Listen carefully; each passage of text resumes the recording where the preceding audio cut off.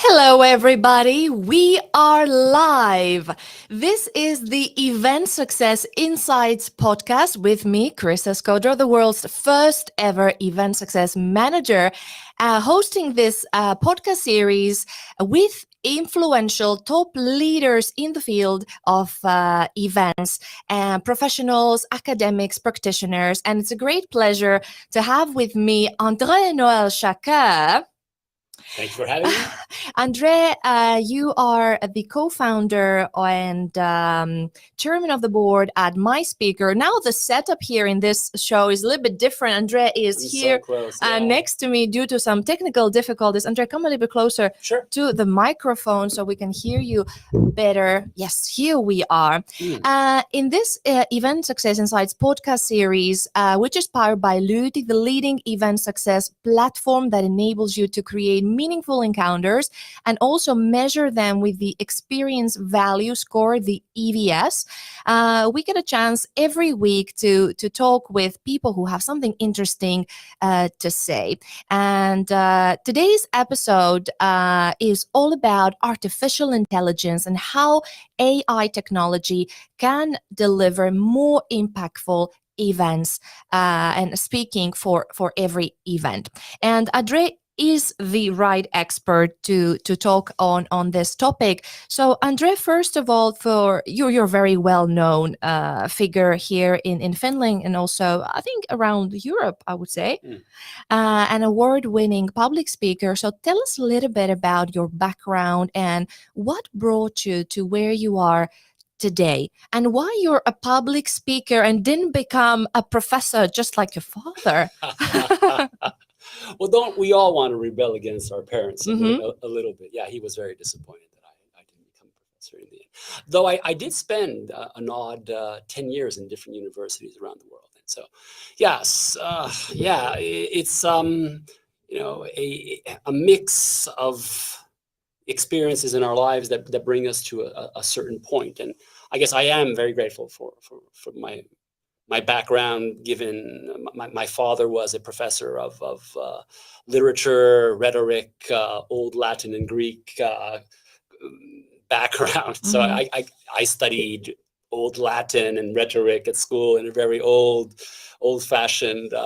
So there is a connection thanks to your father to where you are today. It was a monk school, so it was a super Catholic, very, very, very traditional background from where I come from in Montreal, French Canadian, and that.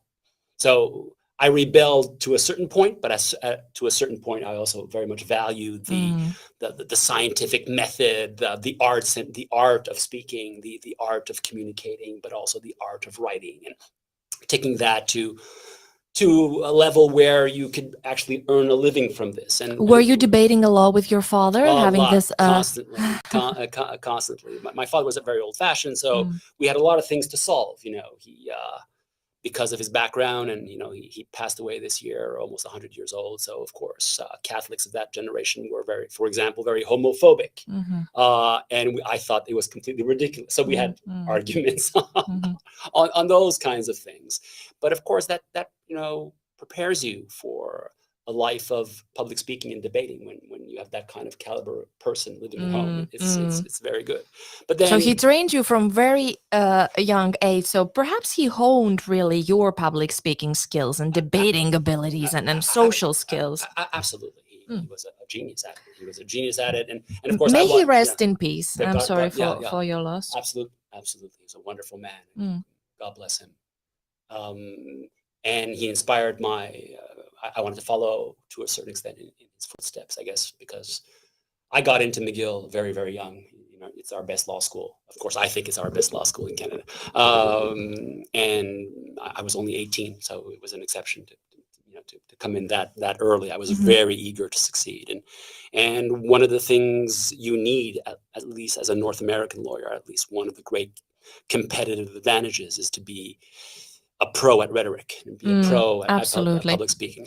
So yeah, I developed that. It was one of my strengths because of my background, because of the work I put into it and so on. But it was all very old fashioned. And well, then I went into international affairs, and then I went into technology here in Finland. Actually, around the corner here, I was the CEO of a tech company in the year 2000 in the big mobile bubble that we had. And that was super exciting. And I saw the potential of technology. I fell in love with technology. I studied the High School of Economics, and that was specialized in finance and technology. And I really got excited about the potential. Eventually, the company I was leading got bought up by Nokia. And like a lot of things, big companies buy technologies and they die. So I continue, but my love for technology and for the community of great thinkers, engineers, and visionaries of technology from this country and from this part of the world, just inspiring. And one such person is a man called Tero Ojanperä, who used to be the CTO of Nokia, who was just a fantastic leader at that time, and then he came to where I was working at Veikkaus on the board, and we became good friends. And now he's a speaker at MySpeaker, and he has a great book out that everybody should read, Platform Strategy. And that inspired MySpeaker to go the platform route. Lots of things, André is a professional speaker, as you can tell, so a lot of points for me to take and follow up and ask my questions to get more insights from you. So what was the year you came, André, to Finland, first of all? 1992. It's 30 years today. 30 years today. Many years ago, you came to Finland as a lawyer. You already spoke about your background. Yeah. You spoke about people that have influenced you. You really... I have met you, actually, our first interview, if you recall, again behind the mic on my radio show on Spin FM, an urban radio station playing hip hop and R&B. You invite me every 10 years to an interview. Every 10 years. It's great. Looking forward to the year 2032. It's great. So every 10 years, well, André is a very inspiring person. He, I believe, he's the epitome of an expat, of a foreigner living in Finland. And back then, when I was hosting the Top 20 chart show, I interview also those top people or top influential people. So I thought I'll bring you down to my show to ask you, and that we spoke about the Finnish miracle, because you have written a book. It was not just Tero Ojanperä who has written a book, but André is an author as well, if you don't know, and he's the co-founder of MySpeaker, because you touched upon so many elements. But let's go now to today's topic: artificial technology, public speaking, on the intersection of those two disciplines and fields of knowledge. I think that's where the magic happens and where your heart is at most at the moment. That's right. So what is MySpeaker? Well, MySpeaker is now an international communications and consultancy firm specialized in public speaking and coaching. So we provide great speakers, moderators, script writers, technology platforms to make the best possible events happen for our corporate customers. And how many speakers you have in your portfolio and all those? Now it's over 2,000 now. 2,000 people from Finland and around the world. Global speakers. Global speakers, local speakers, regional speakers. And we're now 40 professionals in 2 countries, Stockholm, Espoo. And we started 3 years ago. We had a turnover about over €1 million, and now we're going to be at 13 million this year. So it's a great development. Right. And in MySpeaker, what is the unique value and your vision and mission? Is it to bring the best, most suitable speaker at the right event for the right purpose? What is your unique value? We want to create exceptional speaking experiences. Exceptional speaking experiences. So check out more at myspeaker.fi to see. Probably you're familiar with all the names that are featured there in the portfolio. And you are yourself one professional public speaker and providing those exceptional experiences yourself. You're very fun to watch on stage, you're very articulate. So how did you... we spoke about your background, but how do you prepare for your next speech, your next speaking gig, your next engagement, to provide really the this unique experience for that audience and to deliver the right message. Tell us a little bit if there is people, because everybody now, whether they're professionals or not, they engage in public speaking, whether it's internally in their company or they attend external events. So how do you go about it in really delivering great speeches that make an impact? Well, I guess we would need a 40-hour course to get started. But in a nutshell, in a nutshell, I think that at least what I've done better than others. I mean, it's like 2 national speaking awards in a country and in a language that is not my own. So that's another great thing, Andre. And thanks to Andre's wife, kudos to her. Yeah. She really made him, forced him to learn Finnish, and he is near native. He's able to hold great speeches in Finnish. So excellent. But as Arnold Schwarzenegger told me at the Nordic Business Forum, your accent is your greatest advantage. Greatest advantage. And or Nana Mouskouri from Greece, with a beautiful Greek accent in France, being a legend. And so it's not about perfection. It's about being positively unique. And my positive uniqueness, perhaps, and one thing that I've tried to with our team of researchers and coders in MySpeaker Rich, which we're going to talk about, and the artificial intelligence platform, is to try to automatize and predict relevance. But before we go there, so we're talking now about you as André Noël Chaker as a speaker. So this is the non-technology version is the non-technology version. The non-technology version that we tried then to code, but the idea is 90% of speakers in the corporate world will be invited to speak or have to speak, to sell, to lead, to handle a project. And they are very focused in what first of all, 90% of them are afraid or even terrified to speak. So that doesn't really help. But the focus is really on, what should I say? What should I say now? So this is what I know. This is what, and nobody really spends even a little time asking the 5 questions that need to be asked before that question.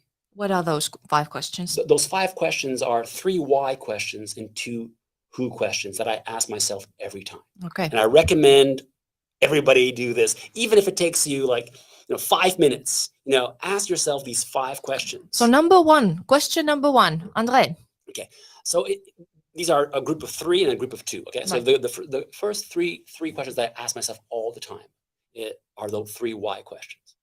We know Simon Sinek, one of our speakers that you can get through MySpeaker. But Simon always has a beautiful book out there.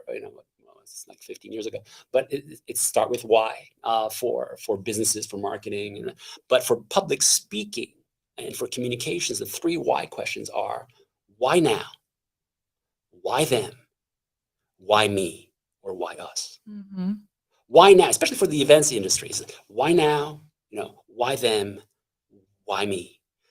Why now means, what is the context? All the data you can bring into why people are meeting right now. What are at least the top 3? And if with big data, we can maybe get the top 50 things that are happening right now that might be relevant. So why now? Why is this happening now? Then why them means, why do these people exist? How do they make money? How do they relate to each other? What is their mission? What is their view of the future and the past? What is their strategy? Understand where they are in that time. And then why me is why you as an organization or why you as a speaker are relevant in that context. What can you bring in terms of data, information, inspiration, motivation that fits into that massive amount of data that we can find? But you can also bring it down to just at least the top 3 that come to mind. It could be a very simple exercise, or it could be, in the future with artificial intelligence, a big data exercise. So those are the top 3. And then the next 2 are sort of more traditional public speaking analysis questions are what I call the two who's. So the two who questions. So obviously who's in the audience, who's there, but also as important and as complex is who are you? Mhm. And that changes all the time. And it's a lot of things, right? That's also a big data issue. Who are you and who are they? And what's the personality of that audience? And then with all of this data, then you can predict the question that everybody seems to answer without even thinking. What am I going to say? The what am I going to say is the result of at least a bird's eye level view of those 5 questions. Then you have the right to ask yourself, what should I say? It seems to me that you are a chameleon. You have a lot of things to say. You are a very diverse speaker. You have a lot of events that you're invited to. Is it your personality? Is it the diverse experience you have from the corporate law, from the tech world, from the events, from the public speaking, from being an entrepreneur? Is it this diverse experience, or should speakers be specialized on one thing that they're really passionate about and experts in?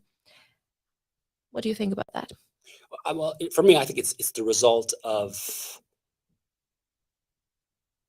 40 years of workaholism, of just this unbelievable, insatiable quest for wanting to learn new things.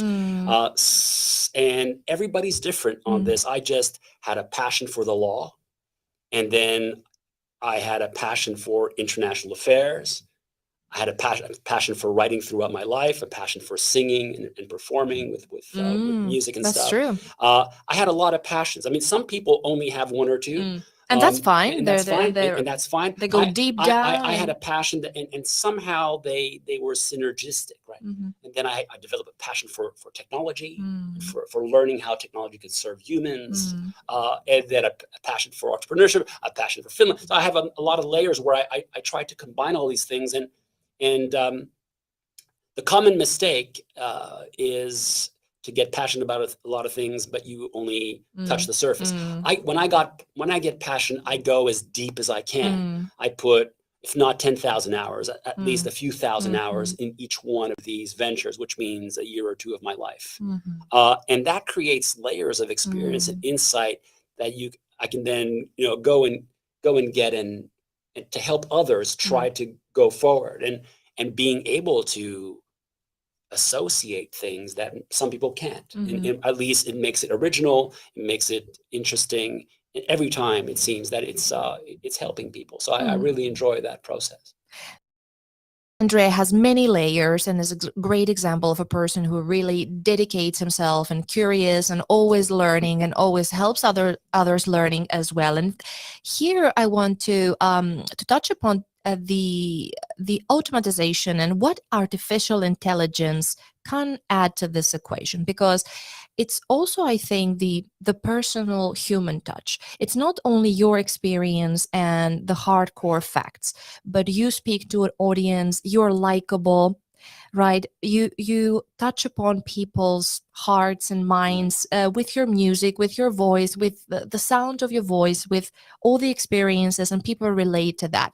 Now, when we talk about artificial intelligence, and we put this to the equation, first of all, what is artificial intelligence? And second, what is artificial intelligence and what can it do to public speaking? How it can improve public speakers out there? And maybe you can touch upon also what artificial intelligence has taught to you and how it has helped you and coached you.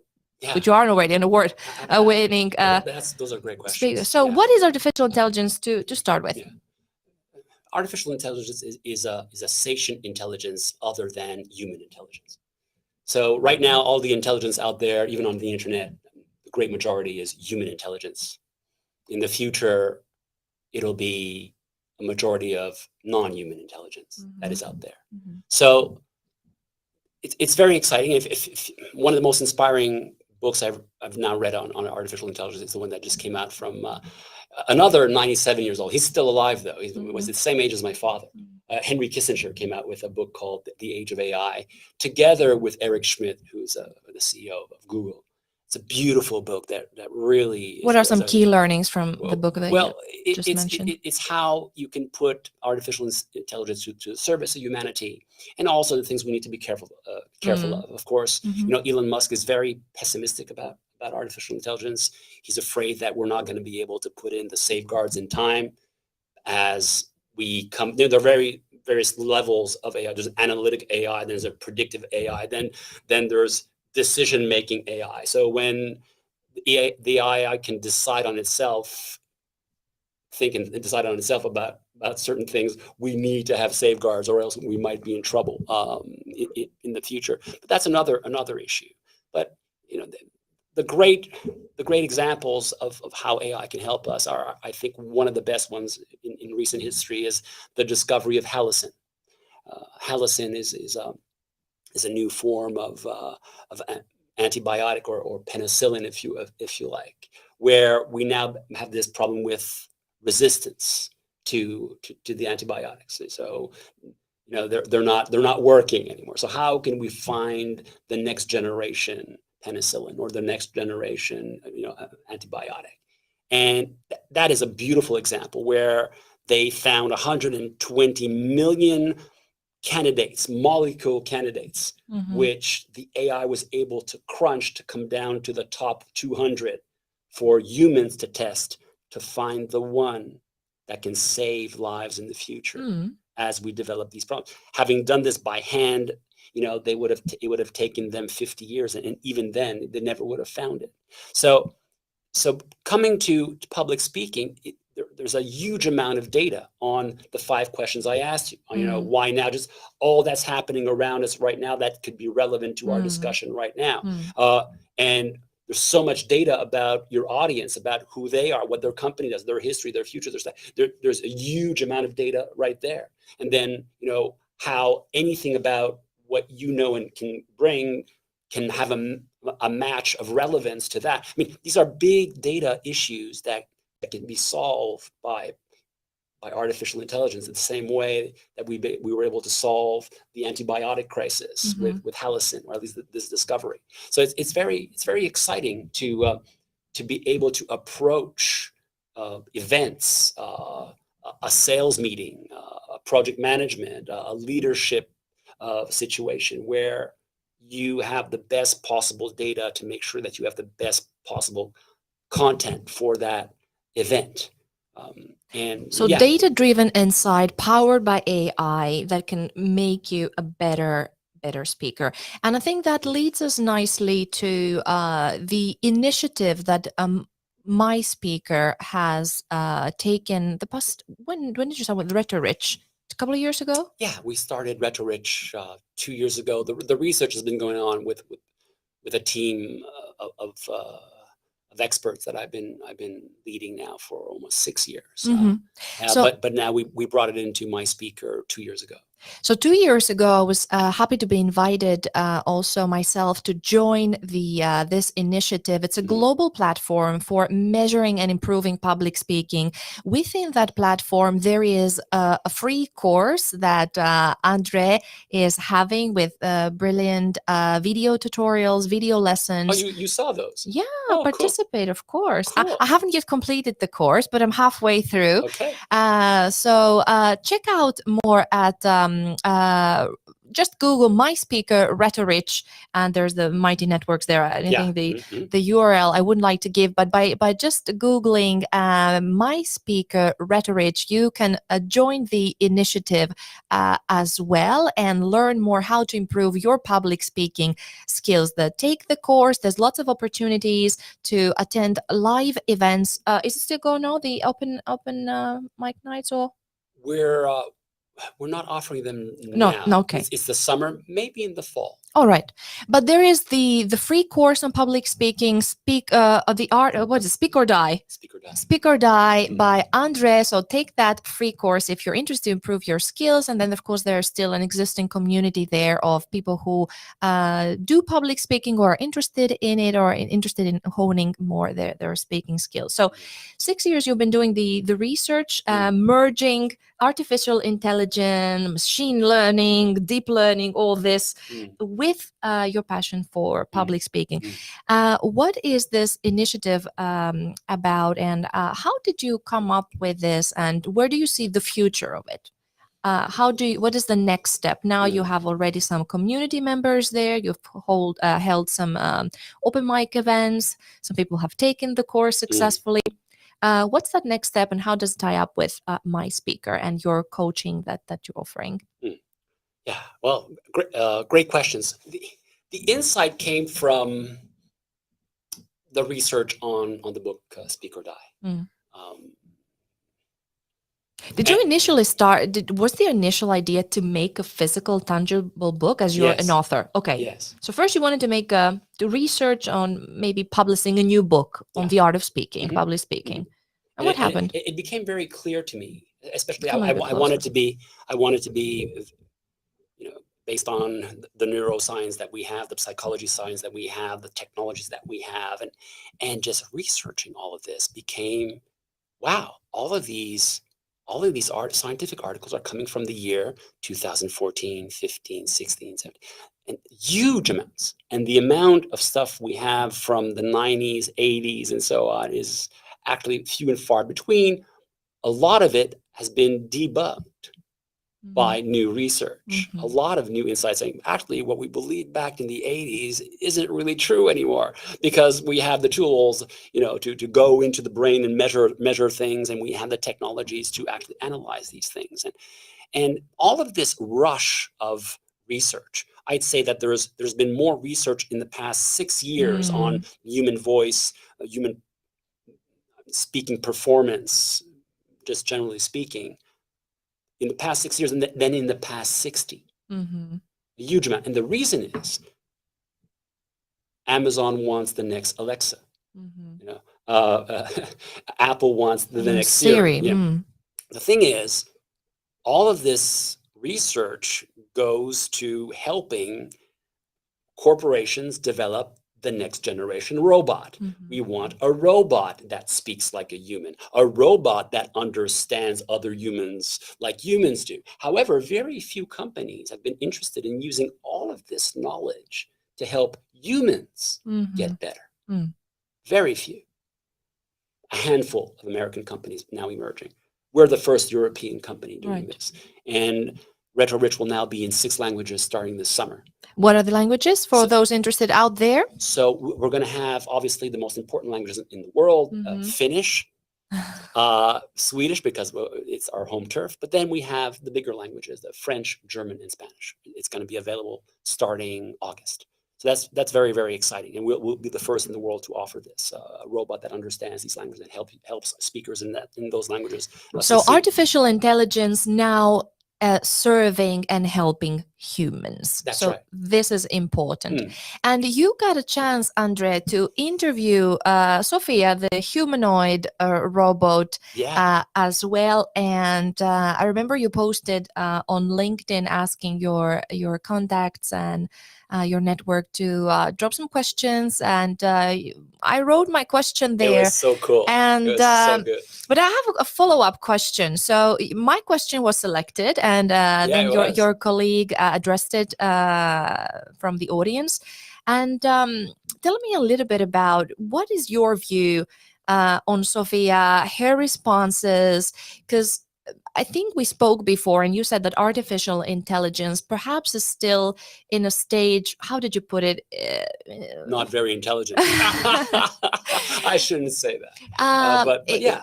That's true. We're the baby steps, the yeah, baby the first steps. steps. In the first steps of development. Because my question to Sophia, maybe I can link down below in this video or in the replay afterwards, because this recording will be later on available, the replay on YouTube, on Lyyti's event success platform, on Lyyti's LinkedIn and Facebook page as well. So in the comments below, I will post a link to your interview with Sophia, the humanoid robot. And my question was, who let the dogs out? Yeah, that was a great question. Everybody loved that question. And you know, as I met you doing an R&B hip hop show, and I've interviewed there on Spinify many years ago, you know, do you remember Sophia's answer? Yeah, I do. So Sophia started very logically explain that, oh, it has to be the dog owner, or but the point of this, what I try to make with this question, because this was, if you recall, this was a famous song, a nearworm from the millennium around 2000. This song was everywhere. It was played on the radio. It was an MTV top. We danced to it. We danced to it. Exactly. Whether you love it or hate it, right? This song was everywhere back in the late 90s, 2000 there. So, you know, if I were to ask you, and now I would contact an interview and say, André, I have an important question to you. Who let the dogs out? And I think your response as a human would be, as you said, we danced to it, Chryssa, you recall, and we would bring up those human memories when we listen to the song, what happened, whether we like it or hate it, or be like, oh no, don't tell me about this, oh, I hated that. So tell me about now this human ways of understanding notions and nuances versus the very early stages of artificial intelligence and machine learning. Because this is, I think, this rather maybe for other silly question exactly highlighted that a robot, you know, hasn't been to a club, hasn't been listening to the radio in 2000. So if I were to ask a human, the response would be totally different, because we connect based on our memories, the experiences we have together. What's your take on this? How can artificial intelligence really reach that level that the response is as a very mimicking human interaction and behavior as close as possible? Is there ever possible? I think that the future is going to be finding where machines are really good at that point in our history, and then trying to use the human experience to enrich machine performance, and having machines enrich human performance in a certain level of synergy. Now, our platform does exactly that for public speaking, for example, where, you know, where machines are really good at are analyzing things humans can't see or hear that organized, or that I would say micro analytical level. So, and huge amount of data that perhaps the human brain at any given moment exactly couldn't process. So, for example, the first version of MySpeaker Rich gives you 17 points of data that you would probably, as a voice coach or a speaking coach, would not see all of them, or see how they all play together, or at least be able to show the evolution of this data, which relates to your voice, your words, your appearance, your relevance, and so on. So this is robots are really good at that. Okay, but it turns out to be, you know, what an X-ray is to a doctor. Exactly. We still need doctors, even if we had at one point Watson that was going to revolutionize, you know, the way doctors work, and it has to a certain extent. But I think we overpromised on that. But but it's the interface between a doctor, patient, or a speaker audience. Is how can we educate robots to understand humans? That's what Sophia is doing. Sophia is with us because she's there to absorb every experience to make her more human, or understand human nuances more and more. She did a good job with the prepared questions, and I think she did a good job with the non-prepared questions. I think she had a decent answer. It's a bit like somebody coming into Finland and, you know, not knowing anything about Finnish music, and you say, well, what do you think of Jikariland? who's he? You know, you don't know who he is, right? You're sort of an outsider. But right? you know, I was also thinking then, I was curious that when my question, this who let the dogs out, would be asked to her, because I would think that maybe she starts singing to the song, like, who let the dogs out, who. Yeah. So and probably the next time she's asked, she probably would do that. you see, Yeah. so I was thinking that I was so curious that what her reaction would be. So gave a very he gave a very I don't know. I don't know. her / she, her, they, their it. So so it was interesting. But I do love the analogy that you just gave.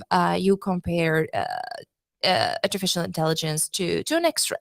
At least in one of its forms. In one of its forms. Yeah. And still the human interpretation is needed. So it's we spoke about the MySpeaker's initiative called Rhetorich that helps people become better speakers, and you touched upon the fact that artificial intelligence is helping people analyzing different parts of their speaking. And I've myself joined, as I mentioned, and for those who are not aware yet, so you have a chance to submit a short video clip of you delivering a speech, and then you submit it, and then the artificial intelligence will provide you within a few minutes. I think I got my results within the next 10-15 minutes. So I got a report giving me a quite clear breakdown of all these different criteria with various points there. So then the next step would be to follow up and take Andre's course. Oh no, Andre's course, right? Course as well, right? So then you learn, you watch the videos, you develop, or you get those light bulbs, eureka moments, and then next time you give a speech, yeah, it goes better and better. And then at the end, you can actually use and submit as many videos of yourself delivering a speech. And then you can see perhaps, because as you mentioned, I think we discussed this before. It's like a heart pulse, right? So it changes. So my topic of today and my voice, my pace, my facial expression, my gestures could be different on another day, on another topic, in another context. So it fluctuates. So what makes André a great public speaker? If there is a way where you could sum up what makes a great public speaker, are there some common criteria that some people really shine on the stage and the audience loves them and the message comes across? Well, I'm going to answer that question. I'm going to answer your previous question I didn't answer, because the next level in AI is not only analytics and automation. The next level that we have now introduced in the version 2.0 that is coming out this summer is predictive AI. So predictive AI, what we did in the... so the future, you're right. So I asked you... No, hold on. Let me interrupt you, but what we did in the open mics, for example, is that we didn't do the open mics just for fun. We did it also, well, it was fun, but also to collect data, human data, on what people thought. Right. And along what we call the big six. And the big Tell us, six, please, what are the big six? The big six are the things we look for in speakers. When we sell 2,000 speakers, we sold them over almost 4,000 times last year during a pandemic, which was an amazing thing. These are the 6 things we are looking for in speakers, and therefore we'd like to deliver a predictive mechanism by which you could say, hey, based on the video you just did, for that audience, this is how your human audience will perceive you on the big 6.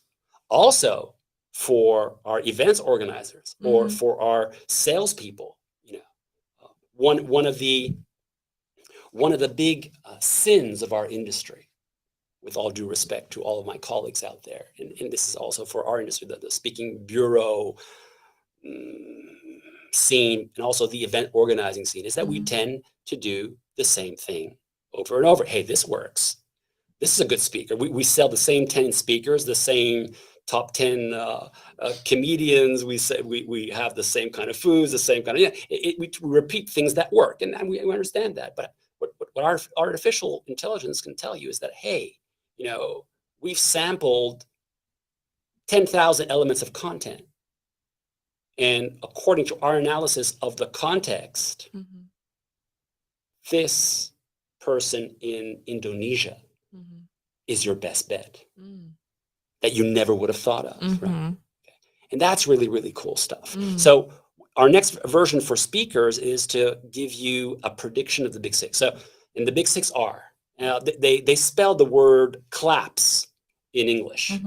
And so C stands for? But I just want to say that we don't know how to spell, so it's 2 P's because we think it's important. So the first one is credibility. Okay, credibility, which are your competence, your caring, your character.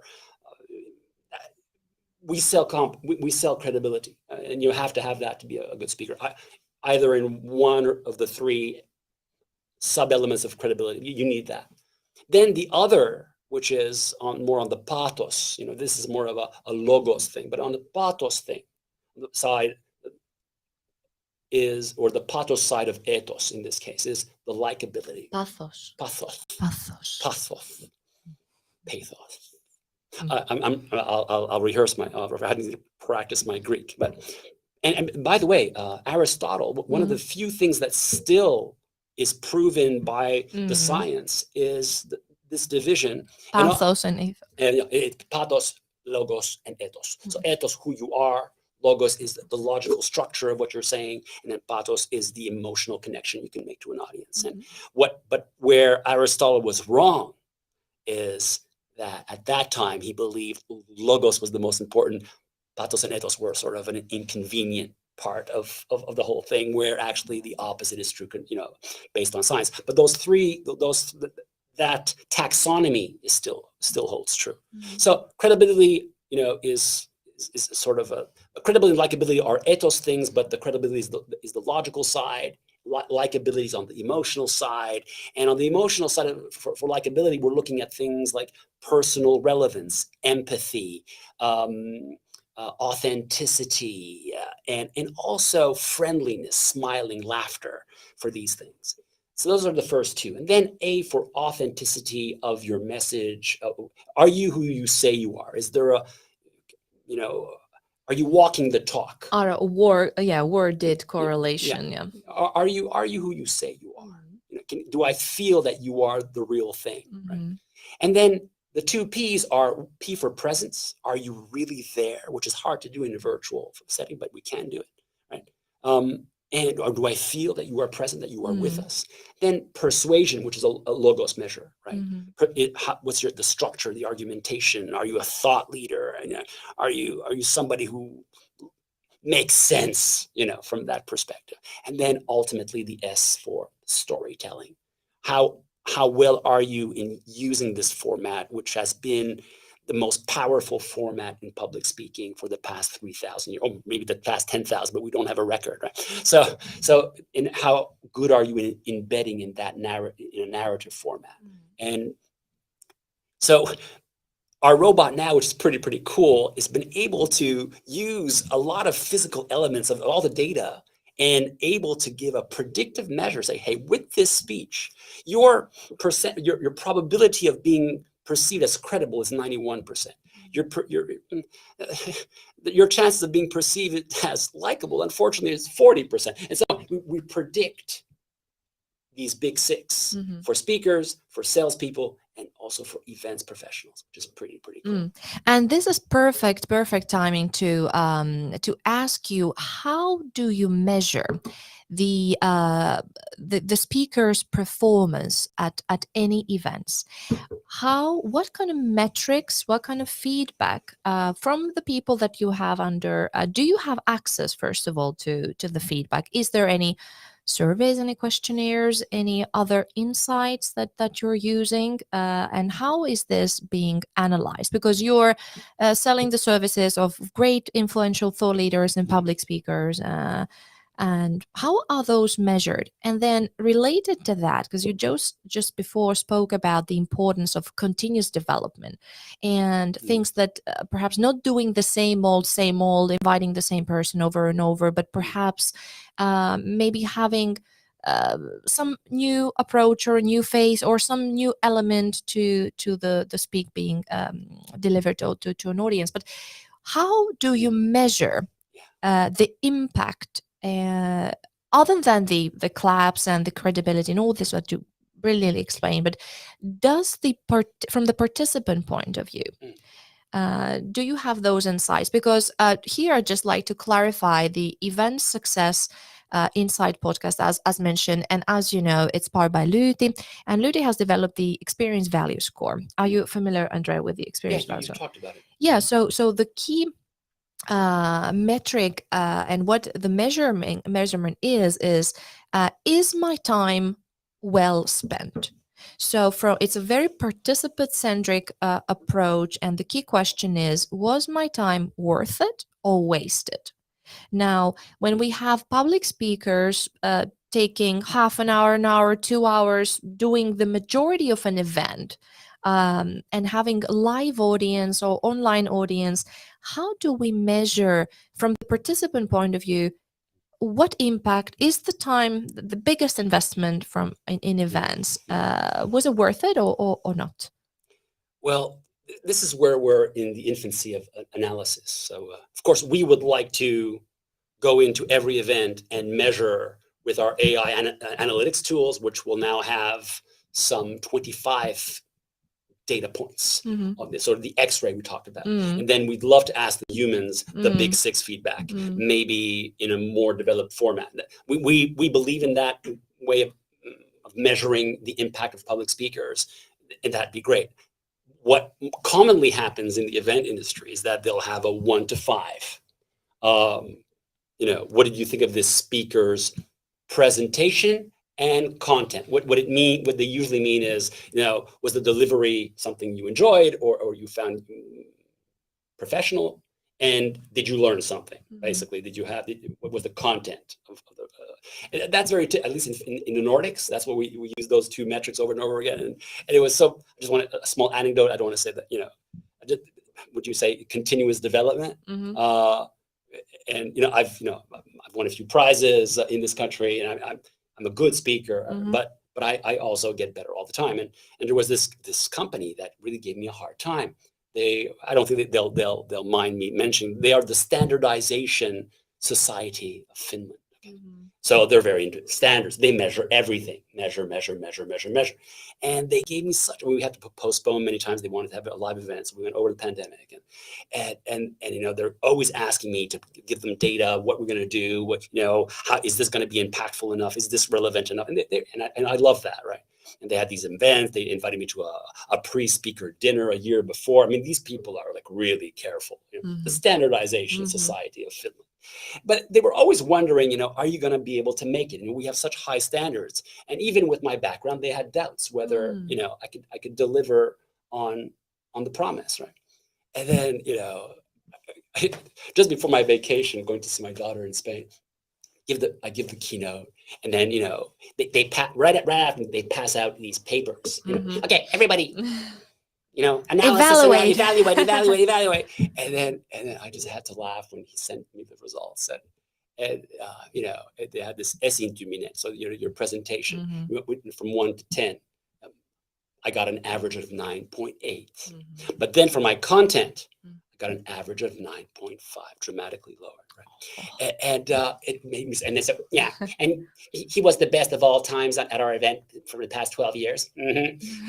But it's not by accident. It's by method.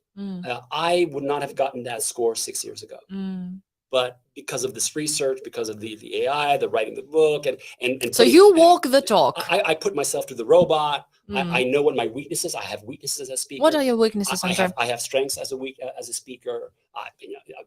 We all have strengths that also become weaknesses. For example, so sorry to interrupt you. This is important because now we talk about the artificial intelligence and how we can make speakers. So you're a professional speaker. You earn your living. You have 1,000 gigs a year.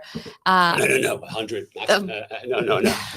You're killing me. Nobody has 1,000. So to speak, hundreds of events around the year, and yet and yet you upload your videos and you get the report from Rhetoric Robot.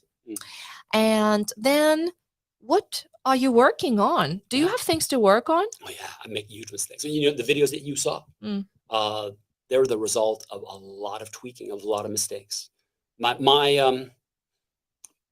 issue, for example, my type of voice doesn't correlate very highly with credibility. For a man, I have a very high-pitched voice. I love your voice. Yeah, but it's very high. It's energetic, it's inspiring. For inspiration and entertainment, motivation, I have a great voice. For credibility building, for character, it's not the best voice, and I understand that. So for if the objective is to establish credibility, I have to do, you know, what Margaret Thatcher had to do for female voices. You know, it's a great, if you want to check something out, it's called Speaking While Female. Why females, unfortunately, we're you know, hardwired to at least for credibility, we're hardwired to determine as credible a person who speaks slowly at a low pitch with a lot of pauses and a high volume. So we need to, if you want credibility, you need to go not to speak unnaturally, but you have to play with that. So I need to play with that. And also, I often have issues with filler words that I don't even notice. And I still need to, you know, both Barack Obama and Donald Trump we put their videos through the software. They both have 0 filler words. They have a perfect score.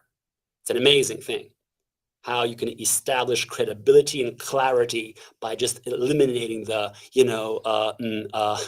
just eliminating that. It's a technical thing, but I have issues with that. I'm doing it now. I'm doing it again. To be honest, I'm not sure about filler words. I think that it's makes people understand that you're human, you're thinking, you're not scripted. 5%. Because as you mentioned before, 5%. When we came to the podcast studio, because here we are in a live interaction, and obviously we don't have a teleprompter that's like, we're gonna come there like an Iron Fist, and we're gonna show them how it's done. I mean, to do that, reading from a teleprompter. I mean, I've hosted the news. I know how it's done, but is it really authentic? Back to the. I think that Barack Obama, amongst the people who love him, and Donald Trump amongst the people who love him, love them. And it's only, there are hundreds of pieces of data. I love Barack Obama. I'm just saying that politicians in general, when they're reading from a teleprompter, it's not an authentic speech that comes. There are people who have written it. They're just reading it from. So authenticity is an experience. It's not how it's made. It's the impact of what it is. So, you've got guys like Stephen Colbert, a wonderful comedian. All of these, comedy shows are prompted. There's a prompter, right? But they deliver it in a way that feels authentic. Authentic is an experience. It's not how you create it. Right? It's the way you deliver it and how it is received. It's completely subjective. But what I'm saying, that's only one detail. And especially for these particular videos that I was doing, I believe that 1 or 2 filler words, maybe 5% of the time, once in a while, it creates a feeling of warmth and humanity. Right. You bring it to 20% of the time, it becomes a nuisance. Even if you don't register it cognitively, our research shows that if you have 20 to 30%, filler words in your speech, it becomes an issue in terms of memorability and clarity and even authenticity. It's interesting. You spoke about the what makes a credible speaker, and you spoke about the different qualities of the voice, and you spoke about females and what kind of voices are sounding more credible. That's only part of the data. Yeah, and I want just to infuse a little bit of intercultural communication. Because obviously there are intercultural differences. Huge. So what is a credible speaker in Asia or in country X might not be a credible speaker or likable speaker in country Z. So this is another element. It's really cool, right? It's very. It's what do you reckon? Huge. Well, there's a huge amount of research now, and it's great to read. All universities now seem to really enjoy, especially the voice researchers, is to, this tone of voice, for example, these voice features, or what they call prosody features in Arabic, in Chinese, in Spanish, in Greek, in English, and then seeing that, hey, actually this voice profile in Arabic is an angry person. But this voice profile, the same voice profile in Latin America, is a happy person. It really depends. And that's why it's so critical. That's why it becomes a really exciting big data thing. This is truly exciting. And I wanted to ask you about the rhetoric robot. Now you have 6 more languages coming up. What is the cultural input and cultural weight of those languages? It's not just, so I believe the tone of voice and the pacing and all the elements and intonation must play a role. It's not just the words you're saying, but how you say, how high and low pitch your voice is, and so on. Everybody who's coming in to participate now, it's going to be more and more of a B2B product. So we're going to have companies in France, Germany, Spain, in the Nordics, and with permission, we are asking for a profile of the person, which will include nationality, for example, right? And we've already seen in the lab how what I think is likable, because I give grades for likability, completely different to what my French colleague it thinks is likable. I like the American speakers, for example. Absolutely. And my French colleague does not. He gives low.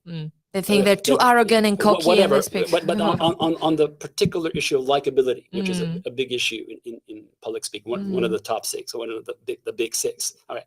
And so as we develop the pool of data and also the pool of research, that we have a lot of research that shows us that, hey, in Arabic, in Spanish, in French, this kind of voice, this kind of presentation is perceived to be sad, happy, angry, whatever emotion, and then, credible or not credible. So we're able to say, okay, generically for a business audience, okay, this is what you have. But hey, if your business audience is from France or Spain or Saudi Arabia, all right, then your predictive figures are completely different. This is actually perceived as very much less credible, much more likable, and so on. Very exciting. It's very exciting. And because you are here, André Noël Chaker, with me in the studio here from the heart of Helsinki, Finland, at the epicenter, we're talking about how artificial intelligence and artificial intelligence AI technology can help public speakers.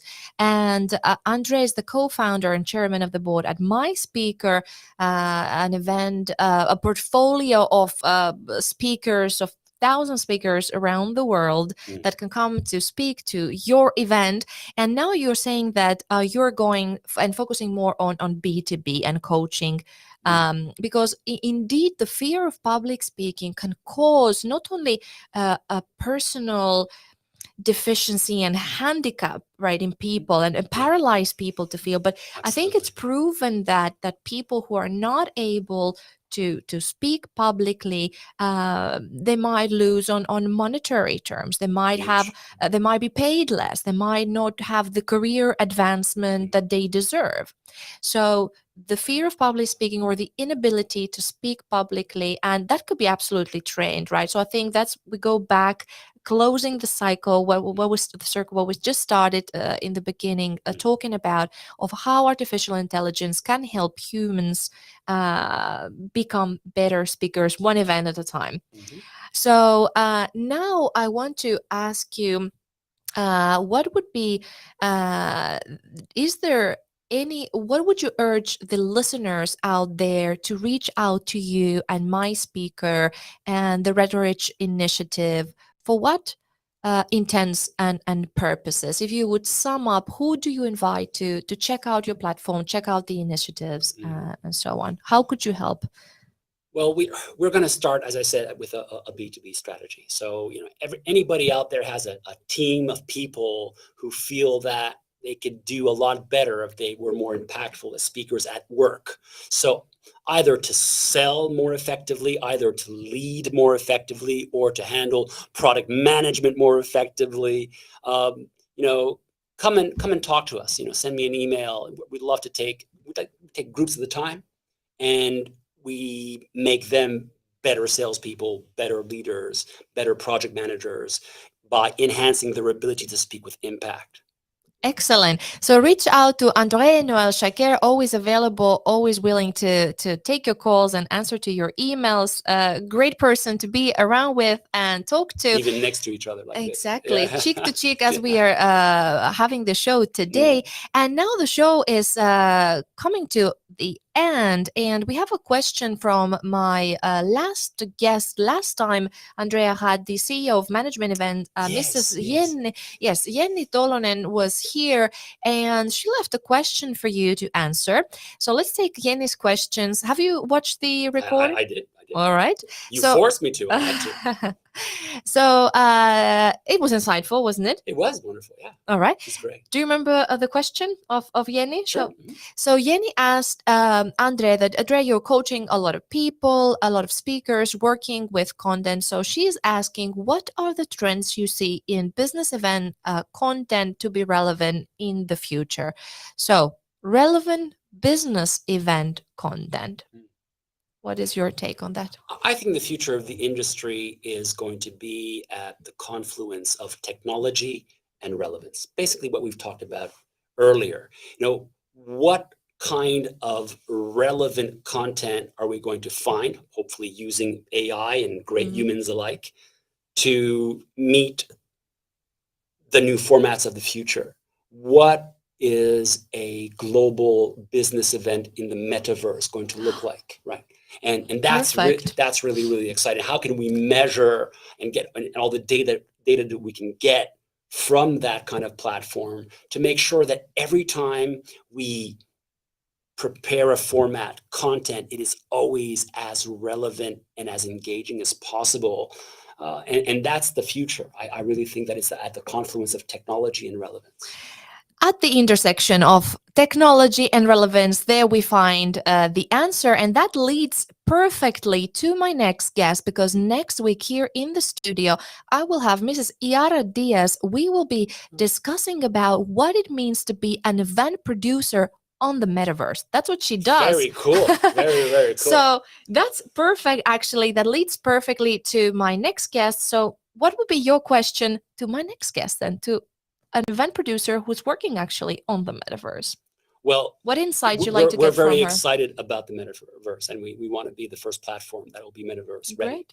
And it's actually, we're putting in a few patents on this. It's very, very exciting what's happening. And I'd like to get her view on how she will, in the metaverse, start measuring performance. What tools will she be using, and what she'll be looking for to measure the impact and the success of events in the metaverse? I'd love to hear. Absolutely. Great question from André. So Yara, you heard the question. So you'll be sitting here across me or next to me, how we want to do it next time. So next Wednesday at 12, we'll talk about the metaverse and what it means to be an event producer and hosting events on the metaverse. That's mind-blowing. Very cool. Very cool. I'm gonna be listening to that. Tune in and listening if you don't have a speaking gig at that time. So thank you very much, André, for coming here to my show. Thank you. Efaristo. Παρακαλώ πολύ. Event Success Insights podcast series here, powered by Lyyti, the leading event success platform. Check out more lyyti.com and eventsuccessmanagement.com. Before we go, I have a few giveaways and presents to my good friend and guest, André. You shouldn't have done this. So here I have a Lyyti mug and Event Success Community. Please check out Event Success Community on LinkedIn and Facebook. Check and join the community. And here I have some material you can read about the experience value score. Okay, well, hey. All right. Thank you. Some nice stickers and what Lyyti does. And here I have the, let me see how, let's see. Yes, here is your Lyyti sweater, and cool. I have, Andrea, a little challenge for you. Oh. So, as you know, there's no free meals and free stuff. There's no free stuff. I know. I No. know. So what I would like you to do, and this is a challenge that all my guests are asked to do. So I would like you to wear this sweater in your upcoming speaking gigs. So in the next event, you're talking. You don't have to wear it for the whole duration, but find an opportunity backstage, on stage, in the audience, wherever you want. All right. I know where I'm going to do this. Okay. When is your next? I've got 4 this week. So Okay. It's a big Can you thing. tell where you're planning? Probably in Vasa this Friday. We're going to be doing a lot of rehearsals for a big concert and a big event for Great. And concerts are actually using Lyyti most probably. Yeah. So snap a picture. So take a selfie with your Lyyti, send the picture back to me, or post it on the Event Success community on LinkedIn and tell us about the event. That's a nice way for you to promote the event you're doing. I'll ask them first. Ask please. But Sure. If possible, do that. So we'd love to hear about the event you're speaking up next. So yeah, there are 4 this week. It's the high season. June is the high season for events. Are you happy that events are back on, especially in-person live events? Yeah, and I love the hybrid. I love the hybrid aspects and how you have to write a script that is different and how you have to format the event in a very different way when it's a hybrid event. And it's great to have an audience. Just because that's interesting. Now we can open it up. But just what makes it a hybrid event more interested, in your opinion, to write its script and work around it? Well, you have to think of 2 audiences at the same time. Right. It's just like having 2 children, right? You got to think. You love them equally, but they have different needs. Exactly, and how you script, how you look at the camera, which cameras you use, what kind of interactive tools are you going to be bringing, only for the people who are remotely, only for the people there, and then how they are together in some things, and why that's interesting. You can play them against each other in a way, and there are really, really cool things that you can do with hybrid events that make them unique. I'm very grateful for the pandemic. It has taught us to do these amazing virtual events, global, Hollywood grade in some cases, events that we've never done before, and it's been really cool. It has accelerated, of course, a lot of positive development. So thank you once more, André Noël Chaker, Event Success Insights. Thank you. What an honor to have you here, and good to see you. It's great seeing you. I hope we don't spend 10 more years without. I'll be waiting. I'll be waiting. Great. Next time, it's your chance to invite me to one of your. I don't have a podcast, but I maybe should have one. Maybe we should have one. Yeah, maybe that's a new project we can have together. Always love to have André here. I love his energy, his spirit, and just everything about the guy. So likable in my charts. Top 1%. You're making me blush now. So thank you for tuning in and listening. See you next week on Wednesday. Bye from us. Hey. Bye. Hey.